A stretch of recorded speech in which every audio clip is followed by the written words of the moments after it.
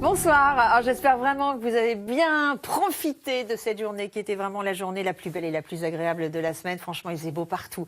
Regardez à Plougonvélin, c'est dans le Finistère, pas l'ombre d'un nuage, une mer d'huile, c'était parfait. Même chose au Lavandou, dans le Var cette fois, où on avait quelques vagues. C'est vrai, mais alors des températures incroyables. Dans l'eau, il faisait 21, sur le sable, il faisait 23, si bien que si vous regardez bien, vous verrez qu'il y a quelques petites têtes qui nagent dans l'eau. Et demain, ce sera certainement la même chose dans le secteur, même si demain matin, on a pas mal de brumes et brouillards un petit peu partout, hein, ça, c'est l'anticyclone qui nous amène ça, donc on ne va pas s'en plaindre.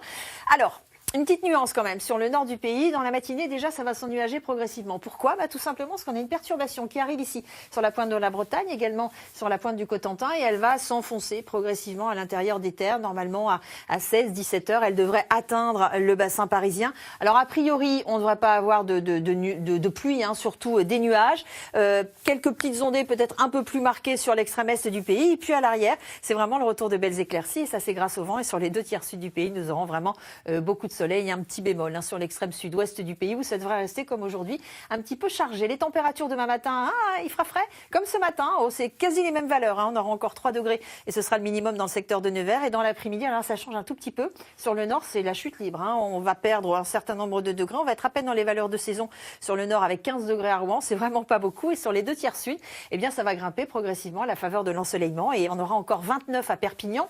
On n'aura pas atteint le record qui était de 34,2, mais on ne sera pas loin. Alors les températures, profitez-en, elles vont chuter sacrément à partir de vendredi sur l'ensemble des régions.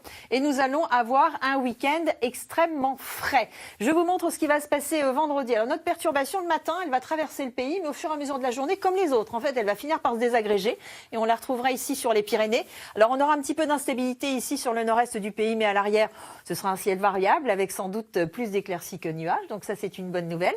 Et puis pour samedi, l'anticyclone va regonfler. Alors, il va regonfler, mais il ne va pas nous protéger toute la journée. On aura certainement des débordements nuageux avec quelques petites pluies en fin de journée sur les côtes de la Manche et sur le nord, avec des températures toujours agréables au sud. Et puis dimanche, écoutez, la perturbation va s'enfoncer dans les terres. Elle aussi, elle va se désagréger. À l'avant, toujours du soleil. À l'arrière, un ciel un petit peu plus variable, plus de nuages que d'éclaircies. Et la semaine prochaine, ce sera sensiblement la même configuration avec des températures qui vont remonter un petit peu par le sud. Je vous souhaite une excellente soirée. Fiction sur France 2 avec Alex Hugo.